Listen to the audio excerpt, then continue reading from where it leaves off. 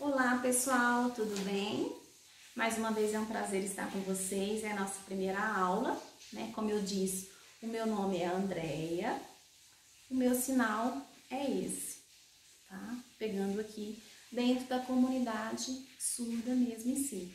Nessa primeira aula, nós temos como tema principal falar sobre o conceito de Libras, a relação que ele tem a relação que ela tem, sobre a identidade e a cultura surda, ou seja, vamos estar fazendo uma relação do sujeito surdo com a sua língua, a língua que ele utiliza para se comunicar, para se expressar, para interagir em sociedade, que é a Libras. E isso conceitua o que seria Libras, que é uma língua brasileira de sinais.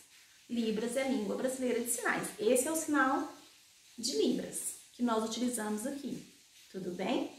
Então, como que aconteceu o processo de surgimento da Libras? Como que surgiu a Libras aqui no Brasil? Brasileiro, porque surgiu no Brasil, tá? Ela surgiu há muito tempo atrás, mesmo em si, tá?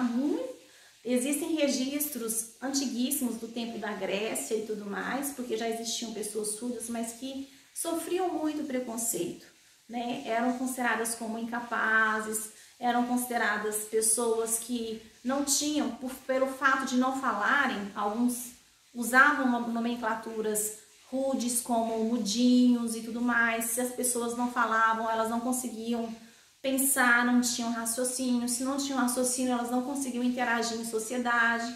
Então, elas acabavam sendo excluídas dessa sociedade mesmo em si, nos antepassados, né? E com o passar do tempo, mesmo naquela época antiga, nesses primeiros registros que aconteceu mesmo em si, é difícil ter inclusive esses registros, a gente vê por questões de Bíblia e tudo mais, mas esses registros, a língua em si não era reconhecida. Não se dizia Libras, se diziam sinais, se diziam gestos que eram utilizados por essas pessoas que tinham dificuldade para fala, por esses mudinhos mesmo em si. Então, o que acontecia? Eles não tinham uma identidade, eles não eram considerados como parte da sociedade, eles eram excluídos. E se eles não eram parte da sociedade, a cultura deles mesmo em si, que corresponde a uma singularidade dessa comunidade, as características singulares próprias que o faz, que ele tem, as adaptações que ele precisa para ele conseguir agir e interagir em sociedade, que é diferente de nós ouvintes, elas não eram consideradas. Então, eles não eram considerados que eles tinham cultura, eles eram considerados como incapazes e assim por diante. Então, o conceito de Libras nós já temos, que é uma língua brasileira de sinais. Essa língua brasileira de sinais, ela foi reconhecida legalmente em 2002, que mais para frente, na aula 4, nós vamos estar conversando sobre a legislação brasileira, que trata sobre as questões linguísticas, das políticas linguísticas e também sobre os direitos do sujeito surdo em relação a isso. Então, não é o nosso momento de tema da aula mesmo em si. Quando nós tratamos sobre a identidade surda, quando nós falamos de identidade do surdo hoje, porque antigamente ele não tinha a forma como a sociedade o via, hoje nós trabalhamos muito com a acessibilidade social do surdo, tanto em escolas com propostas inclusivas, quanto em escolas com propostas bilíngues. Inclusive, no final do ano passado, houve legalmente também uma aprovação pela LDB sobre a modalidade de uma educação bilíngue, que é o que a gente espera, o português, né, Libras, que é o que a gente espera para educar melhor os sujeitos surdos mesmo em si. Mas com o reconhecimento da Libras, que foi em 2002, foi um divisor de águas mesmo em relação a isso. Porque com esse reconhecimento da língua, automaticamente, não por escrito, não legalmente, mas ele passou a ser visto pela sociedade com outros olhos. Ele passou a ser visto como um sujeito que tem uma identidade, que tem singularidades próprias mesmo. Que tipo de singularidades?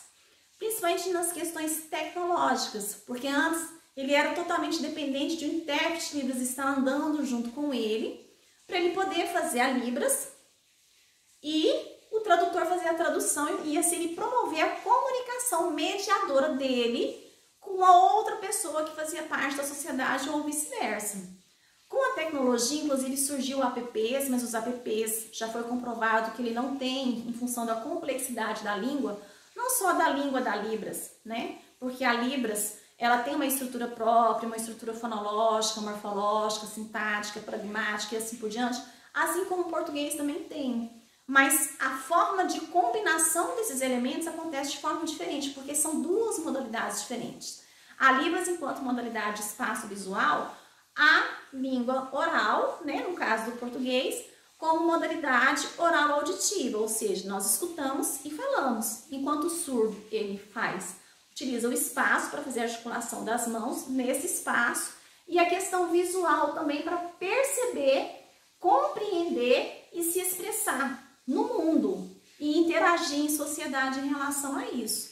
Então, essa identidade do surdo, a Libras é o que mais demarca a sua identidade, porque ele utiliza a Libras de forma contínua e cotidiana para se comunicar, interagir em sociedade, compreender o mundo, fazer as suas formas de se expressar no mundo também.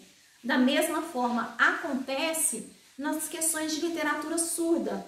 Tem poesias surdas, tem a arte surda e assim por diante, que é como ele se registra e como ele faz os seus processos de adaptação e acessibilidade às condições que ele tem para ele interagir nessa sociedade que o recebe.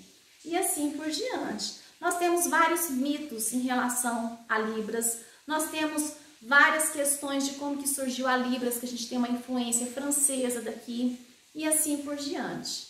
E assim a gente vai conversando. Até mais!